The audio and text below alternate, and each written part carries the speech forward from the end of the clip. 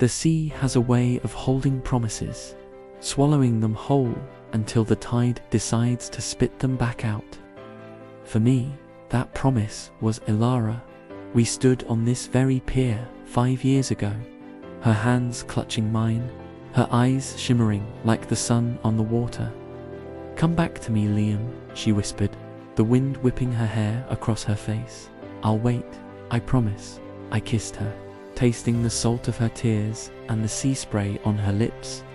I promised her a house by this shore, a life filled with the sound of waves, not goodbyes. I was a sailor, and the sea was my work, but she was my harbor. For 5 long years, I held on to that promise like a lifeline, through storms that threatened to tear my ship apart, and nights so lonely the stars felt like distant, cold observers. Her letters were my anchor. She wrote of days spent watching the horizon, of saving every penny for our little cottage. Her words painted pictures of our future, so vivid I could almost feel the warmth of our fireplace. Hear the laughter of children we hadn't yet met, I wrote back, pouring my soul onto paper, telling her how every sunrise brought me one day closer to her. My last letter was full of hope, telling her the ship was finally turning for home. I was coming back for good. The journey home felt endless. Every knot of speed felt too slow, every nautical mile a cruel delay. I imagined her face when she saw me, the way she would run into my arms. I had the captain's blessing to be the first one off the ship. As we docked, I scanned the crowd, my heart pounding a frantic rhythm against my ribs. I searched for her familiar silhouette, her bright smile, but the faces blurred into a sea of strangers. A knot of dread tightened in my stomach. Maybe she didn't get my last letter. Maybe she was running late. I told myself 100 different stories to quiet the growing storm inside me. I walked through the town, a ghost in a place that was once my world. Everything was the same, yet entirely different.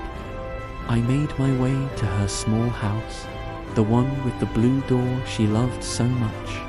My hand trembled as I raised it to knock. The door opened, and for a second, my world stopped. It was her, Ilara. She was more beautiful than I remembered. But the light in her eyes, the one that always shone for me, was gone. It was replaced by a look of shock, then a deep, gut-wrenching sorrow. Behind her, a small child, no older than 3, peeked out, clinging to her leg. And then a man appeared, placing a gentle hand on her shoulder. He looked kind, his eyes filled with a quiet concern for her, for them.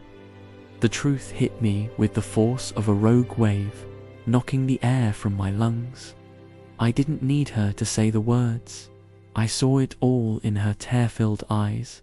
She had waited, oh, she had waited, through seasons of hope and despair. But the sea is a patient thief, and it had stolen too much of our time.